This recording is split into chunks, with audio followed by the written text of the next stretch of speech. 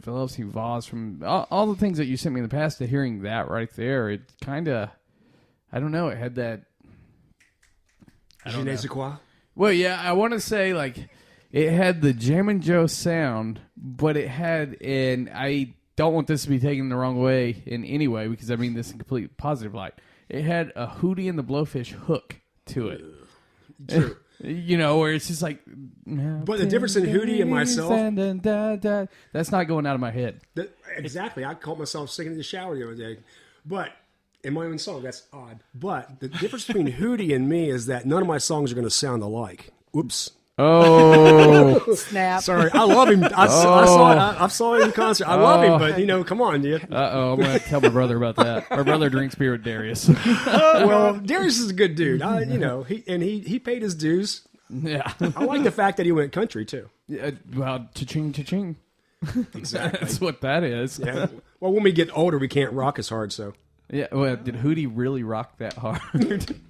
Damn it! About when I saw them, they were all wearing flip flops. So, yeah, dude, they were a bunch of like drunk college stoners who got together, made a band, and Cracked Rear View sold like 13 million out the box. I know, amazing. If I had that kind of success, dude, I'd live on an island and I wouldn't do shit the rest of my life. Turn into Johnny Depp, own an island. Yeah, why not? Exactly. Drink margaritas all day, beer, just sit in a hammock and watch, the sun come up and the sun go down. Chase those chiquiticas. I'm almost too lazy for that. I just want to sit in a hammock. Just give me the drinks and let me go to sleep every day. Oh my goodness. No, that was awesome, man. That was super sweet. I hope, I don't know if you caught it. We had another glitch, but yeah. Oh, well, it makes for radio. Yeah. Nobody else will know. Radio World won't know. Okay. They'll just think their car screwed up. Well, we just appreciate you being here, bro. After all this time, going on 4 years now. Well, I was thinking, I was talking to my wife about this earlier. You introduced me to Hannah Mae, who ended up signing with Earth Hurts via Universal. Yep. And she's out and living in Hawaii now, just hanging and banging out there. And without that opened all kinds of doors for me with her. Like me and her got in the Grammys. I was trying to say you owe me. And this is my pay. This is my payback. I'm paying you back. Exactly. And thank you. No, that's that is what it's it's all about. Because you take care of your people, they take care of you. And, I really appreciate that. No, because that opened all kinds of doors for me. And open more doors for her, but obviously that's getting kicked in the balls, when you turn around. So aha. And I've met several young ladies like that since. Megan Bird out of Denver is one who's made it big. I met her doing an open mic, and I asked if I could please be her manager. She said, I don't need a manager. And now she's touring the world. Yep. Yeah. Well, good call on her part, right? Yeah, exactly. Oh, thanks. I guess I'm a bad manager now. That's okay. I'll stay a songwriter. I'd rather be on this end of it, I do believe. Yeah. Now, when do you write songs for other people? I haven't, no. No. Would you be interested? Probably not. No. Yeah. I haven't given it any thought, but and say somebody comes to you, they hear one of your tunes, you're like, I've got to record that. I take that back. I do have a song that I wrote with someone else's lyrics. Renee LaChapelle out of Nashville. You may know her. No. She's not in the circuit per se, but she's a wannabe songwriter and got some great lyrics. And Renee and I collaborated on a song without her knowledge. I had to tell her that I stole her lyrics. She posted them online, so sorry. I took them. Dude, in her face. Public domain, right? Yeah, well, yeah. No doubt about that. So I was a coal miner. Yeah. So while I was in the coal mines, I met some very, very unusual characters. Very unusual characters. This one dude, Billy, I can't remember his last name off the bat. This has been 40 years ago. But Billy, yes, I was a coal miner at 16 years old. Yeah. Yeah. And Billy was the hoist man. He ran the hoist car up and down. There's a slope mine in West Virginia. So he controlled this car, and it had a manual brake with a big 6-foot wheel and a wire rope tied to the actual car to stop and pull the car. Either pull it up or let it down. Yeah. Billy was a character.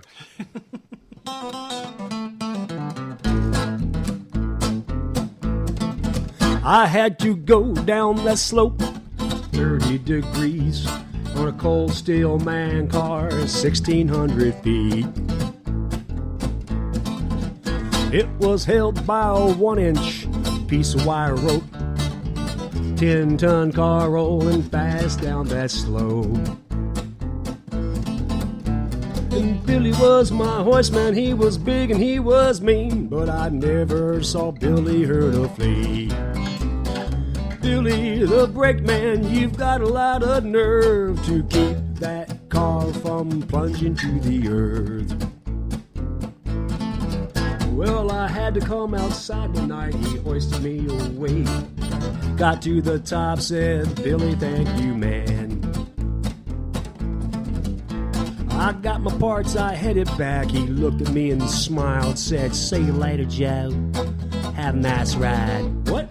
What'd you say, Billy? What? Come on, Billy, don't be messing with my soul. Don't be messing with my body. Gotta get back in that hole. And Billy was my brakeman. He was big and he was mean, but I never saw Billy hurt a flea.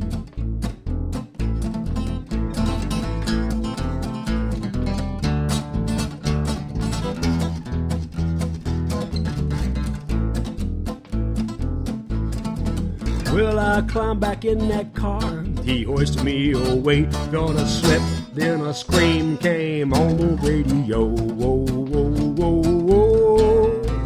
I saw the rope fray, but don't you be alarmed. Yeah, I got you, little buddy. I got you in my arms. Yeah, he's doing about 60. I felt her speeding up. I said, daggone, Billy, don't be messing with us. Yeah, Billy was my brakeman. He was big and he was mean, but I never saw Billy hurt a flea. Yeah, Billy the brakeman, Billy my friend, I sure wish I got to see you again. True story. That's awesome, man. You're a hell of a songwriter, dude. It's a life experience. Yeah. How long were you a coal miner? 3 years. Oh, wow. But you're able to capture those experiences and actually put them out there in a way that I was able to visualize every experience you just had in my head. And to me, that's the true makeup of a true artist. Somebody who can paint such a clear, beautiful picture like that. Well, thank you. I appreciate that very much because I never knew that I could write necessarily, so to speak. It's just that I started taking these experiences and feeling them out, and I just love to play. So in that, I started finding my space, more or less. Yeah. Well, you've really filled it out well. Thank you. I look to do more. I've got a lot of stories, and that's what I thought about here just recently, Gene. Is to on our billing, which I've never really thought about, pushing myself that much until now. But I am a storyteller. There's no question about it. Oh yeah. So to put that into rhyme and reason and music, has worked for me so far. Well, see, what I love is I hear the songs and the stories in the songs, and I could see you just writing a book about these experiences, and it being a very fun story to read from cover to finish. Well, thank you. Yeah. I am writing a book, but I can't talk about it until I'm dead. So, well, you talk about it, and you get Gene to write it. Oh no, that's a whole other book. It'll be a whole bunch of he's an asshole. He's an asshole. Oh no! No! Nothing like that. Nothing like that. It's all good, positive, but just different experiences. Yeah, but you need to lay them out there. You put them in song, you're basically creating a book. An album is a book, and I can't wait for another album. I would love to one day have you let me produce an album. You track happy. it with me and let me produce it, and I just let you loose, and I think that would be fun. Well, we're talking about life experiences. All these songs have something to do with something that's happened to me or things I've actually lived through, and I've said often. I shouldn't be here for all the things I've done. I know that all too well. Which brought about, of course, another song. And I need to. I'm sorry, I'm tuning this thing on top of you here, but this is. You know what I love about these pre-recordings for the radio show is I treat them like live scenarios. None of this will get edited out. This whole tuning process. In fact, everybody take a moment and be really quiet and just let them tune, and we'll take that radio world. That's one thing about a 6-string. They always have to tune them. Mine stays pretty much in tune. That's what I love about. I get all these bass gigs to go do these session work. And I'm like, I don't really have to do anything. You know, it's like the gig tomorrow night. It's like I got to remember some low notes. Like I'm no longer a member of the group, so I can just kind of forget the scales, forget the lines, forget the rounds, just remember the keys. And I just cruise right on through it to a healthy paycheck. And you're right about his storytelling. When you listen to the songs, you're right in the middle of the coal mine going down that car. I know, like, right? You know, it's like, oh my God. Yeah, no doubt. No doubt, man. So tell us a little something about you that we would not expect. What's something about Jammin' Joe that even the closest person to you in the world would think, that's weird? That's different. That's not you, but it is you. Wow. I know. That's deep, dude. That's deep. Something about me that people wouldn't expect. And I mean, you don't have to go No. I'm seriously. I know. I'm not. No, I'm not thinking devious here. It could be. I used horse meat for my barbecue. My mother made my clothes when I was in the 6th grade, and I did a talent show in handmade clothes. Well, that's interesting. And did she make all your clothes, or just while you were in 6th grade? Yeah, by 7th grade, I was running loose. Now you're getting in trouble. And this is where you get the canoe and the boat and the 6 girls, right? That was 6th grade. The canoe. And the boat. No, seriously, Cherry Thompson. Thank you very much, Cherry. I love you, honey. My #1 fan, and self-proclaimed. And I agree with her. But I've known these people for 40 years, and it's been a very interesting ride, you know. And so when I get a chance to talk to the people from Tazewell that I still know, we've lost a lot of our classmates through the years, and very young still, you know, in our mid-50s, and younger than that. But we have to realize that we're just passing through, and nobody gets out alive. Don't let your music die inside of you. Wow. Damn, and now we have a title for the episode. Quote. I know, right? All right. No, he's going to write it down. I know, everyone knows that. Oh, Lord. He's taking notes, folks. Seriously. This is how a real professional does it, on a napkin. That's fine. That's where I get most of my phone numbers.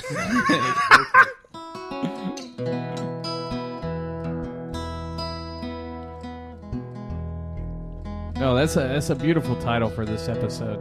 Don't let your music die inside you. Like, that's great.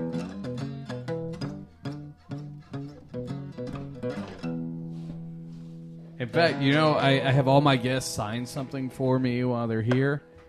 You are going to sign the napkin. Like, that is how you are going to make it. Do you want my phone number? That could be in the book. We should put it in there. You're right now. Sorry, it'll swing that way. That he knows of. Oh, he's only been on the train for 50 some odd years, you know? Oh, you guys got another tune for us? Another beer for us? All kinds of fun stuff? Both, yeah. Let's grab another beer and do another song. Yeah, I'll tell you the one thing I really hate, and I've been hawking this. Oh, there we go. For months now. I've been talking about how I got a foosball table, and when I have guests come perform live, I wanted to have a foosball tournament going on in the background. And for 3-4 months now, maybe even, I've still not went and got a foosball for the damn thing. But the table works well. The table looks awesome. I bet you win all your matches too, don't you? Well, no, because I haven't had a ball yet. That That's what I'm saying. You win all your matches. Yeah, it's been sitting there with shit on top of it now. So it's really a desk. It's kind of just a storage desk. So the way people are raised and the way they're brought up brings about life experiences. Well, this is true to the bone with me.